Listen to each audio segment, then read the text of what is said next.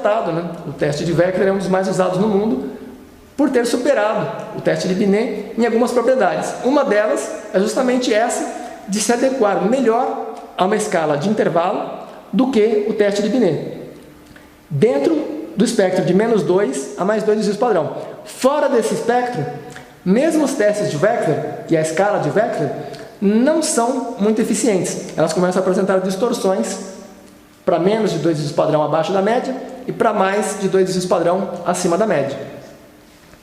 Em 2003, eu desenvolvi o Sigma Test, lembra do Sigma Test anterior, né, de 1999.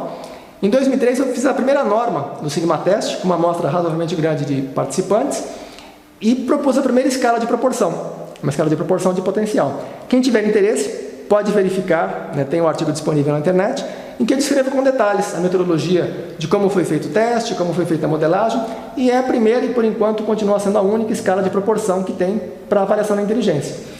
A escala de proporção tem essas vantagens que foram comentadas, né? Uma delas é justamente você poder utilizar qualquer operação matemática, qualquer operação aritmética.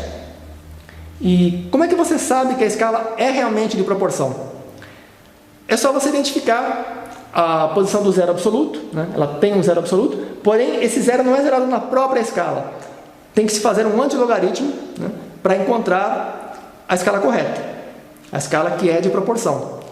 Então, como é que você faz para interpretar o que é uma proporção de potencial pelo Sigma Test? Digamos que você tem, vou só precisar de Binet para comparar. Uma criança de 2 anos não é 2 vezes mais inteligente que uma criança de 1 ano.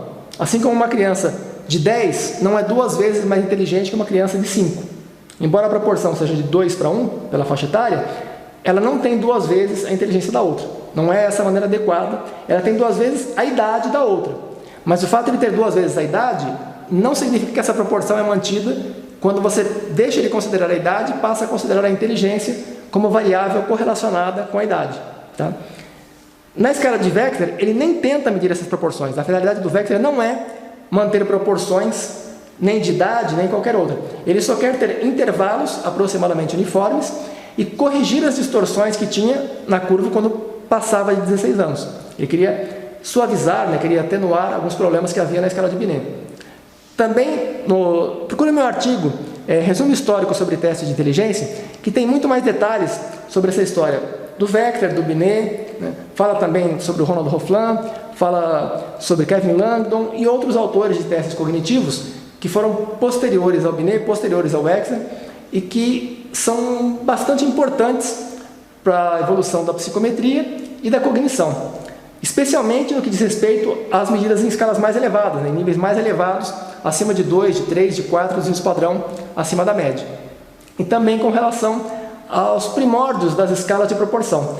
Por exemplo, a minha inspiração veio de um artigo de Greg Towers, que é um psicometrista, é estatístico psicometrista, que era membro da Mega Society, e publicou um artigo em que ele comparava alguns assuntos de xadrez, né, com ranking de xadrez, na verdade o rating, né, não o ranking, o rating de xadrez, com o QI. E a partir daí que me veio a ideia de conceber a escala do Sigma Test. Inclusive no próprio teste eu comento sobre isso, né, tem alguns artigos anteriores, inclusive do Sigma Test, que eu menciono como foi que veio a ideia de utilizar um método para gerar uma escala de proporção. Então, essa escala de proporção, no caso do xadrez, ela vem da proporção da probabilidade de vitória. Então, você tem um jogador, 3 jogadores, A, B e C. Se o jogador A tem 2 vezes mais probabilidade de vitória do que o B, e o B tem 3 vezes mais probabilidade de vitória que o C, então o A tem 6 vezes mais probabilidade de vitória que o C. Se jogar o A contra o C, o A deve vencer o C numa proporção de 6 para 1. Por quê? Porque multiplica o 2 pelo 3. Né? Um é 2 vezes mais que o outro é 3 vezes mais que o outro, então esse é 6 vezes mais que o outro. Isso mantém em qualquer nível. Citei 2 e 3 como exemplo, mas poderia ser 2 e 5, né? E esse, portanto, vai ser 10 vezes, vai ganhar 10 vezes mais do que aquele. Tá? Se um ganha 10, outro ganha 5, multiplica por 2, né? 5 por 2 vai estar 10 vezes. No caso, como funciona isso no caso do QI? Como vai manter essa proporção no caso do QI? A interpretação disso foi um pouco difícil. Explicando parece fácil, mas para pensar em como fazer isso não é tão simples, né? Porque tem várias maneiras diferentes. A mais intuitiva é pensar justamente no tempo. é que a mais inteligente resolve mais rápido do que a menos inteligente, mas não é aplicável. Embora seja mais intuitiva e mais simples, não é a mais adequada, não é a mais representativa, nem a mais acurada.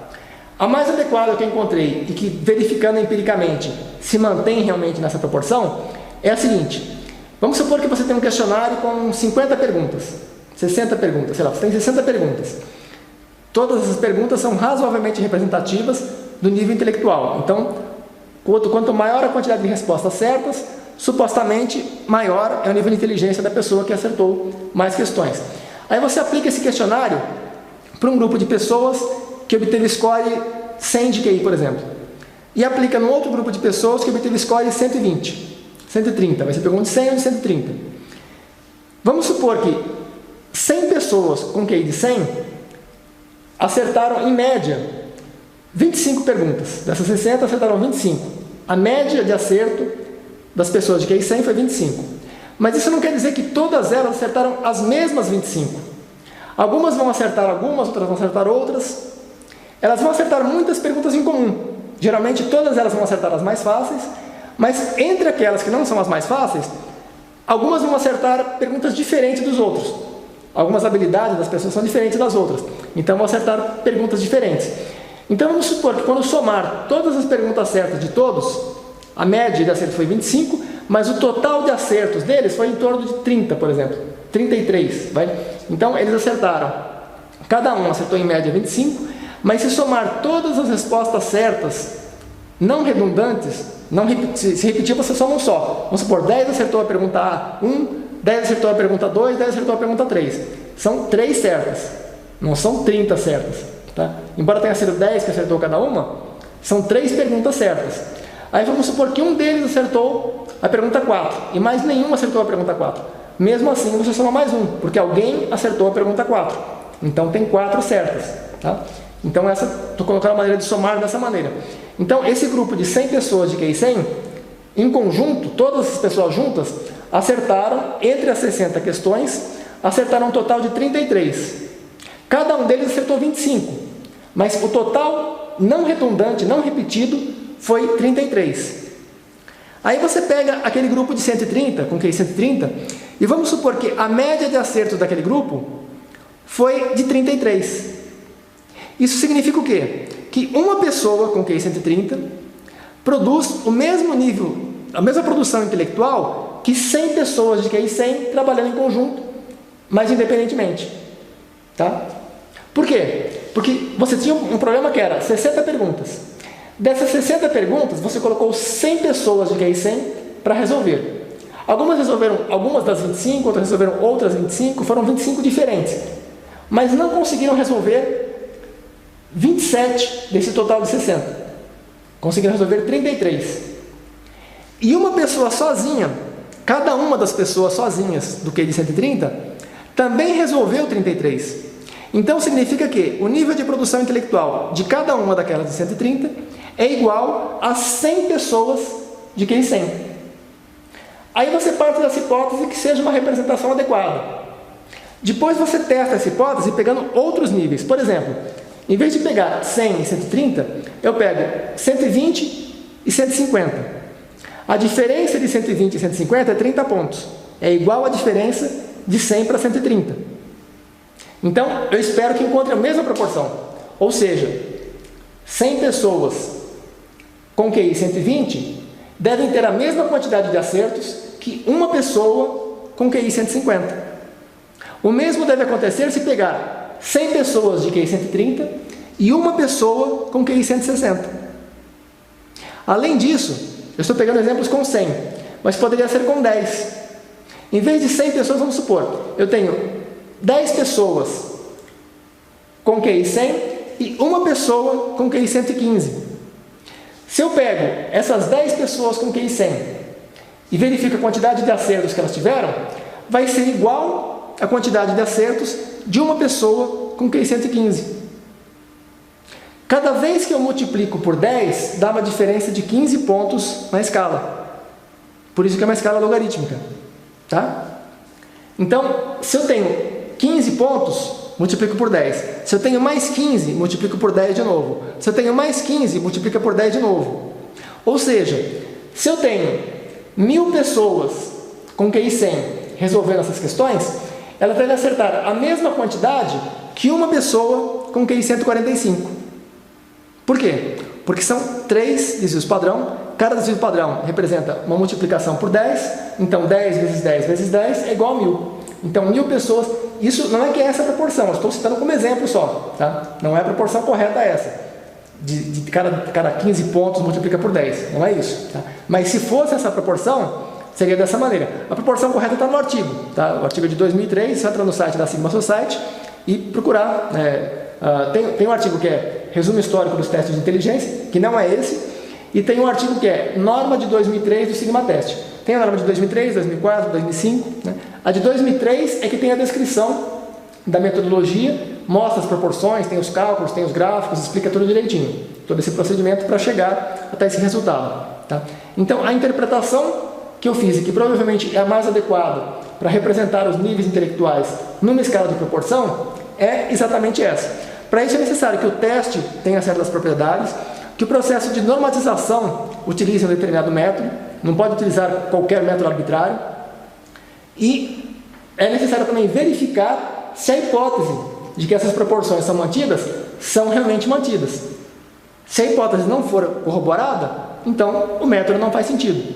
Nesse caso, houve corroboração e foi verificado que é uma boa representação para os níveis intelectuais e que gera, de fato, uma escala de proporção. Então, é o único teste de inteligência que gera scores em escala de proporção. Portanto, a resposta à pergunta é que as variáveis físicas, variáveis químicas, variáveis psicométricas, antropométricas, qualquer variável que nós estejamos falando, elas não são necessariamente nem nominais, né, nem intervalares, nem de proporção e nem ordinais. Depende do teste que é utilizado, dos instrumentos utilizados, depende da metodologia, depende de vários fatores relacionados aos instrumentos de medida, ao modelo teórico utilizado para fazer a modelagem, né, para interpretar aqueles resultados, e fatores principalmente inerentes à instrumentação e à modelagem matemática, e não tanto a variável em si. A variável, ela tem as informações que estão lá, e a finalidade dos instrumentos e do modelo matemático é extrair o máximo possível daquelas informações. Então, não é que a inteligência é uma escala nominal, ou intervalar, ou de proporção, ou ordinal. A inteligência é uma propriedade, né, dos seres vivos, em geral. Alguns seres que não são vivos também, pelo menos para os nossos padrões atuais, do que significa a vida. Os computadores, tem vários computadores que têm inteligência artificial, né? O conceito de inteligência artificial ainda é um pouco nebuloso, mas computadores que jogam xadrez são reconhecidamente computadores que têm um tipo específico, pelo menos de inteligência, que jogam Go, que jogam dama, que fazem tradução de texto, que fazem diagnósticos clínicos, que são usados para diversas finalidades, que administram ativos no mercado financeiro, né? São diferentes finalidades para as quais se desenvolve programas baseados em inteligência artificial que substituem os humanos. Algumas pessoas têm o preconceito de que se a atividade pode ser desenvolvida por uma máquina, então deixa de ser intelectual. Isso aconteceu quando começaram a tentar ensinar robôs a caminhar. Quando a Honda começou a fazer robôs, tiveram